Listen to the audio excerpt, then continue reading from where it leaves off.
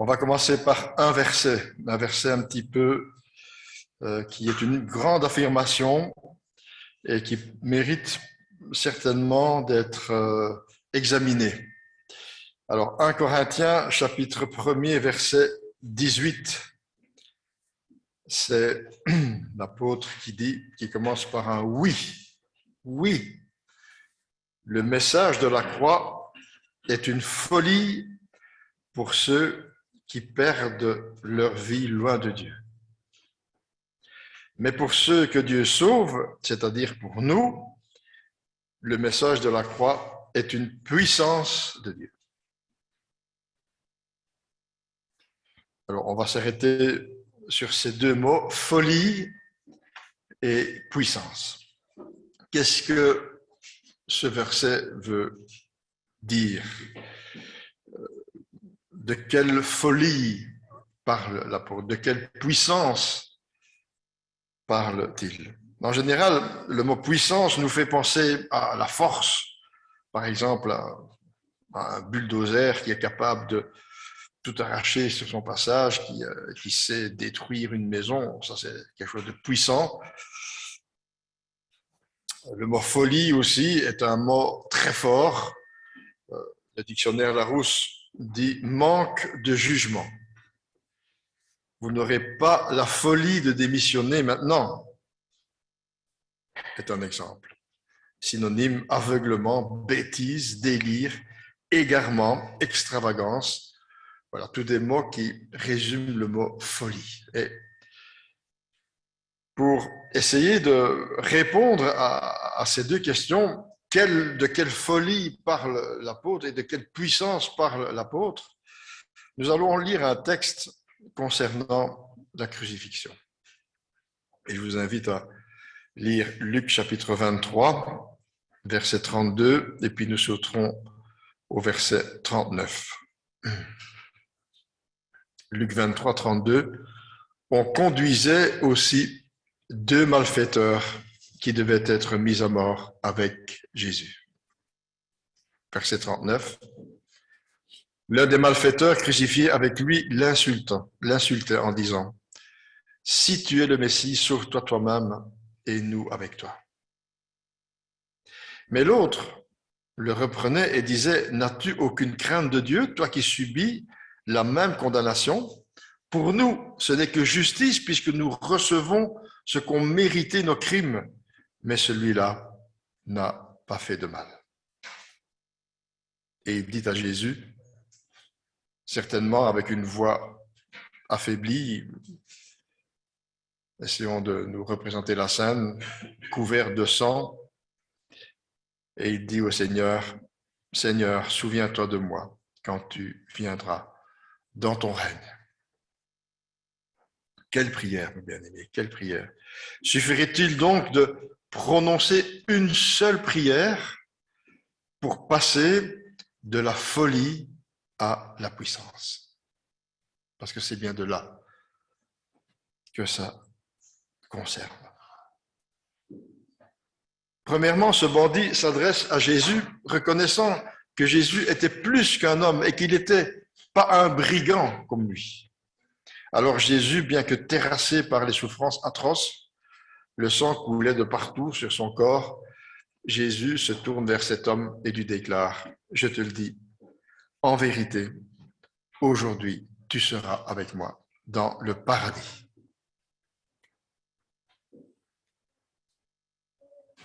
Ce qui se passe sur la croix et ce que nous avons lu tout à l'heure, le message de la croix est au centre de l'Évangile.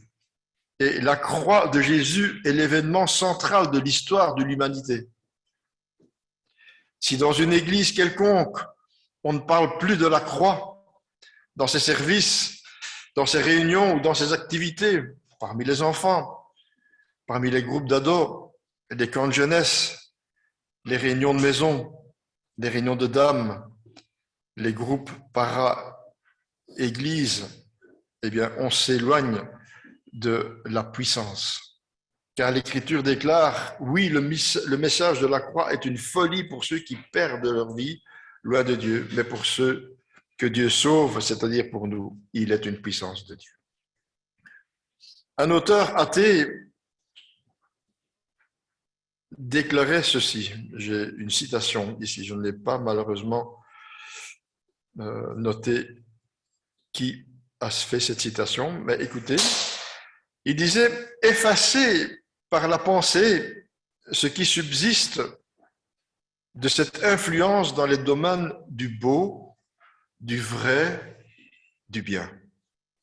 Entrer dans les musées et décrocher des murs l'image du Christ. Ôter les toiles et les statues qui représentent des martyrs ou des apôtres. Rayer du nombre des compositeurs Handel, Bach et tant d'autres. Expurger l'œuvre de Beethoven et de Mozart de tout ce qui a été inspiré par la religion chrétienne. Supprimer Bossuet et Pascal. Ôter Polyeucte à Corneille, Attali à Racine. Poursuivez le nom du Christ dans les vers de Lamartine et de Victor Hugo. Effacez toutes les traces qu'il a laissées sur la terre, le sacrifice de Jésus. Ce travail accompli, retournez-vous et regardez le vide que fait à travers l'histoire cette croix de moins dans le monde. Sans la croix, mes bien-aimés, le monde est vide. Sans la croix, notre cœur est vide. Et peut-être, sans la croix, ton cœur est vide.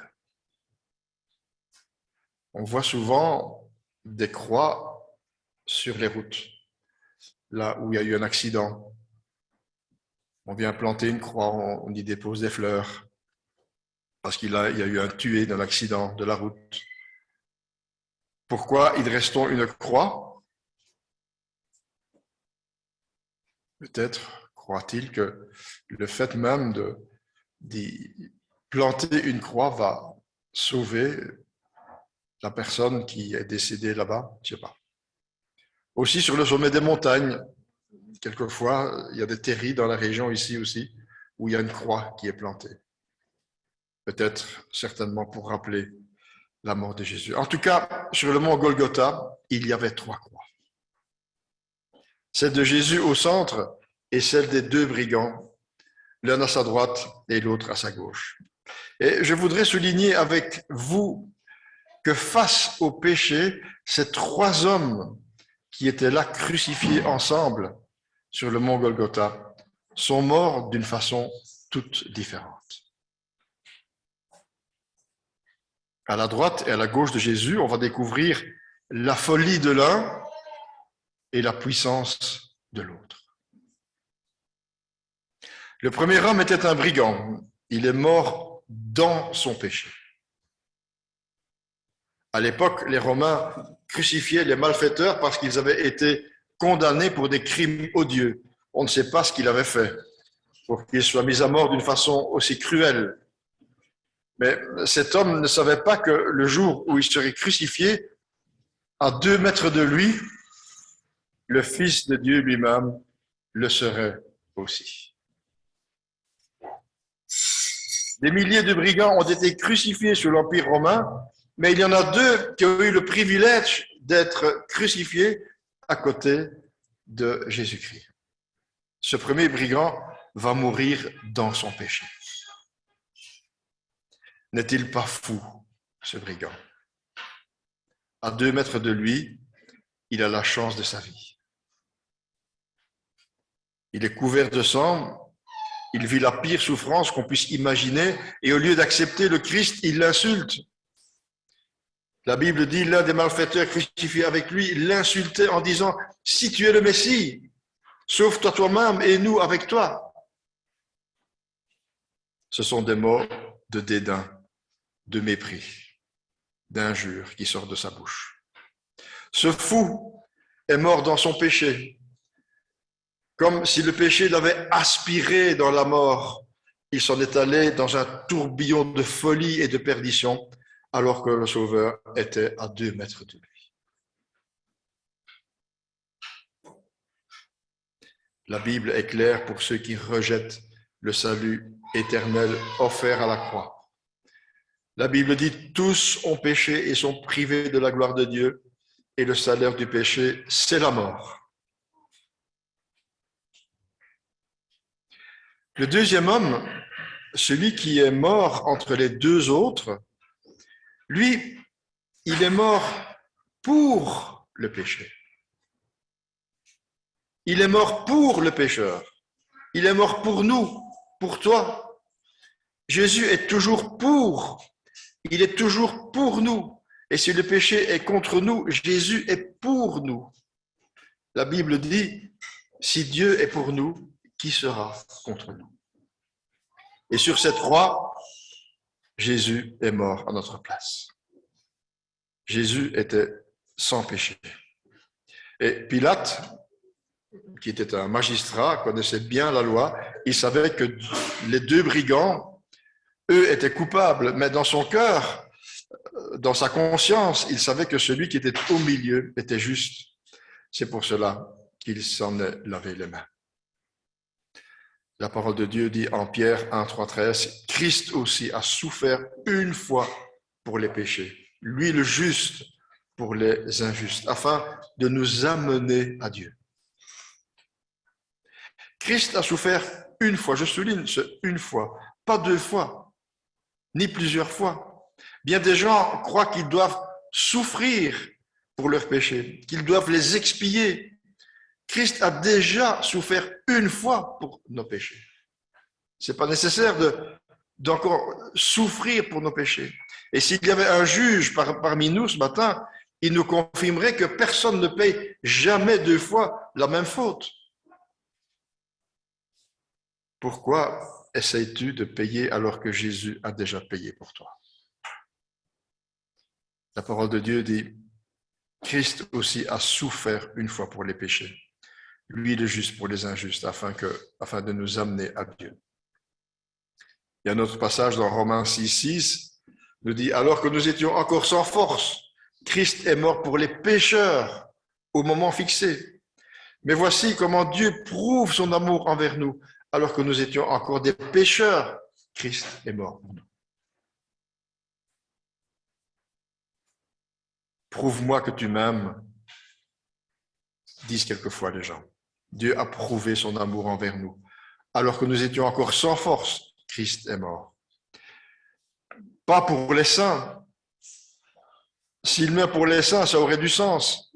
Mais pour les pécheurs qui lui ont tourné le dos, Christ est mort pour nous.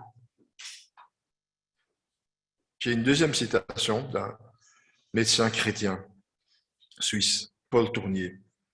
Peut-être avez-vous déjà lu un de ses livres. Et dans son livre « Médecine de la personne », voilà ce qu'il dit. C'est un petit peu ardu, j'espère que peut-être que je vais devoir le lire deux fois. Il dit « La croix, c'est à la fois le pardon de ce que nous sommes coupables et le soulagement véritable de ce dont nous sommes victimes. Certaines de nos fautes sont irréparables, particulièrement quand la mort a passé. La croix du Christ, c'est la réparation de l'irréparable. Nous pouvons déposer notre fardeau tout entier, tel quel, en bloc, à la croix. Le premier des trois crucifiés est mort dans son péché, nous l'avons vu. Le deuxième est mort pour les péchés, pour nos péchés, pour mes péchés. Et le troisième homme sur la croix, c'est également un malfaiteur, un brigand. On ne sait pas ce qu'il a fait. Est-ce qu'il a tué? Est-ce qu'il a violé? On ne sait pas ce qu'il a fait pour finir comme ça sur une croix. Le troisième sur la croix, c'est celui qui meurt au péché. Et cela, ça change tout. Ce brigand numéro 2, il est conscient de son péché. Il est là en train de mourir, il est couvert de sang, et si ça tombe, il ne lui reste que quelques minutes à vivre. Et peut-être même que la foule crie autour de lui, « Tu es un assassin !» Peut-être que le père de la fille qu'il a violée est là et crie vengeance. Tu l'as mérité d'être là. On ne sait pas, ça c'est l'imagination, mais on peut imaginer que s'il était là, c'est qu'il avait fait des très mauvaises choses. Et ce gars-là se trouve à 2 mètres de Jésus, à 2 mètres de Dieu. Car Jésus est un homme, mais il est aussi Dieu. Ce n'est pas un pasteur ou un responsable d'église qui meurt à côté de lui. Il n'aurait rien pu faire pour lui. Il aurait juste pu dire, je vais prier pour toi pour que tu meurs en dignité. Et aujourd'hui, beaucoup de gens s'adressent à la religion après la mort d'un proche et ils demandent, donnez-lui une belle mort. Faites-lui l'extrême onction, monsieur le curé. Apportez-lui des fleurs. Faites une belle prière, monsieur le pasteur, afin qu'il meure en dignité, afin qu'il ait une belle mort. Mais, mes bien-aimés, il n'y a pas de belle mort quand la seconde après commence l'éternité sans Jésus. Je répète cette phrase. Il n'y a pas de belle mort quand la seconde d'après commence l'éternité sans Jésus.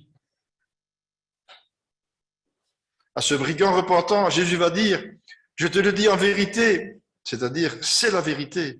Aujourd'hui, tu seras avec moi dans le paradis. Cet homme est au bout de sa vie. Il va entendre les plus belles paroles de sa vie. C'est Jésus qui va les prononcer. C'est ici que cette parole de Paul prend tout son sens. Oui, le message de la croix est une folie pour ceux qui perdent leur vie loin de Dieu. Mais pour ceux que Dieu sauve, c'est-à-dire pour nous, il est puissance de Dieu. Mais voilà tous les trois sur une croix en train de mourir. Et c'est une question de minutes. On ne sait pas qui va partir le premier. Mais ce qui est sûr, c'est dans peu de temps, tous les trois vont mourir. Que s'est-il passé pour que Jésus lui dise « Aujourd'hui, tu seras avec moi dans le paradis » ? Eh bien, ce deuxième brigand a premièrement reconnu qu'il était pécheur. Et c'est ça le premier pas qui fait quelquefois mal, c'est de reconnaître qu'on est pécheur. On a parlé, Monique et moi, encore hier ou avant-hier, avec un monsieur qui faisait tout son possible pour faire du bien. Et il croyait vraiment de tout son cœur que Dieu l'accepterait parce que, voilà, il fait tous ses efforts pour faire mieux. Et il dit, je suis dans une bonne phase, il dit, je suis dans une phase où je peux vraiment dire que, voilà, pour le moment, je fais beaucoup de bien.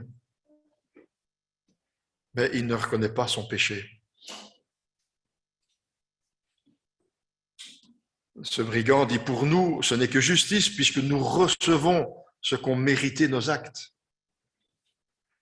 Et avant de demander à un médecin de nous guérir, il nous faut être reconnaissant. Il faut reconnaître qu'on est malade. C'est Jésus qui disait, ce ne sont pas les bien portants qui ont besoin du médecin, ce sont les malades. Et Jésus dit, je ne suis pas venu pour des justes, mais pour des pécheurs.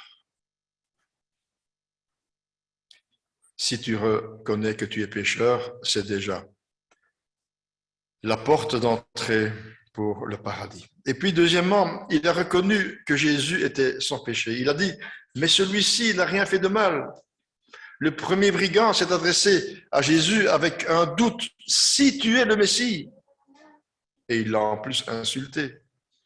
Le deuxième a reconnu que Jésus était ou pouvait devenir son sauveur. Troisièmement, il s'est adressé à Jésus pour une demande. Et cette demande, ce brigand l'a fait sur la croix. Son sang coule. Il n'a plus beaucoup d'air dans les poumons. Sa tête tourne car il a déjà perdu beaucoup de sang. Les clous lui font mal. Sa conscience lui rappelle sa folie. Tout le monde autour de lui l'accuse. L'autre brigand lui dit, c'est pas la peine. Mais il sait que c'est sa chance. Il va partir dans quelques instants. Il a tout raté dans sa vie. Et là, il fait une demande à Jésus. On aurait pu dire, tu ne peux pas faire ça maintenant, c'est trop tard, mon gaillard. Tu n'es jamais rentré dans une église, tu n'as jamais ouvert la Bible, tu ne sais pas la différence entre Moïse et Abraham. Qu'est-ce que tu fais là à faire une demande à Jésus? D'autres pourraient dire, et si tu te trompais peut-être, et qu'il prétend être le Messie, et c'est peut-être un imposteur, ce Jésus. Voilà, plein d'excuses. Mais ce brigand a pris ce risque et il a dit ceci, Seigneur, souviens-toi de moi quand tu seras entré dans ton règne. Et il attend, couvert de sang. Et il regarde cet autre homme également ensanglanté. Et puis il attend, et son cœur bat encore pour quelque temps. On peut imaginer le bruit qu'il y avait tout autour de la scène, le brouhaha de la foule, les insultes qui fusaient de partout. Et pourtant, il entend les paroles de Jésus affaibli qui lui dit, je te le dis en vérité, aujourd'hui tu seras avec moi dans le paradis. Face à la croix de Jésus, tout homme, toute femme ne peuvent être identifiés qu'à un de ces deux hommes. L'un à la droite et l'autre à la gauche de Jésus. Soit on meurt dans son péché, soit on meurt à son péché. Et on le porte à Jésus qui meurt pour le péché. On ne peut pas être neutre devant la croix où Jésus mourut.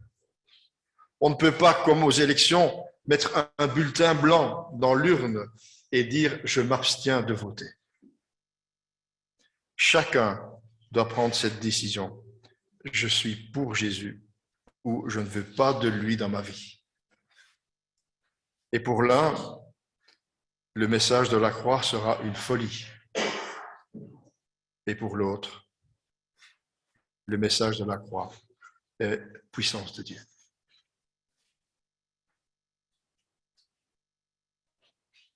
Cette puissance, elle va permettre à ce brigand de se retrouver le jour même dans l'éternité avec Dieu.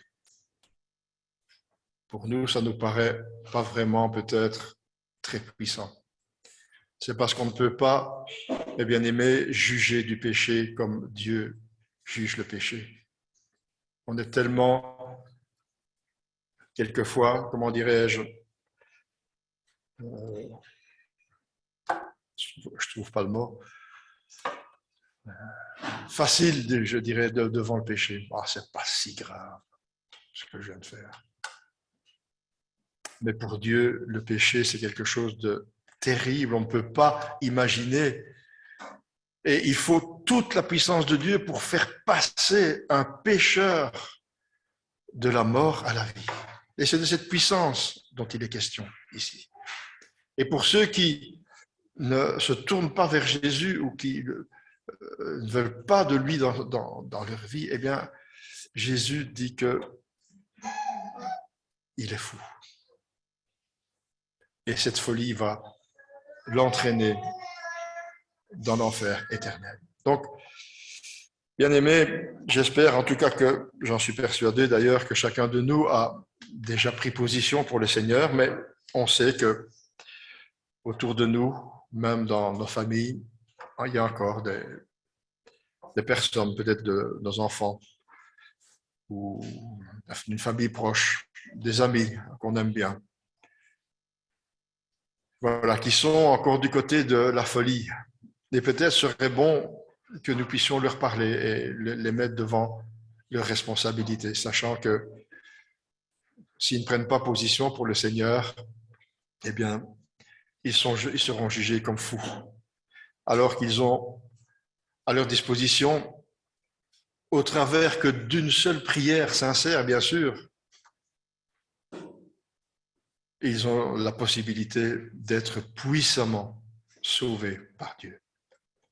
Amen.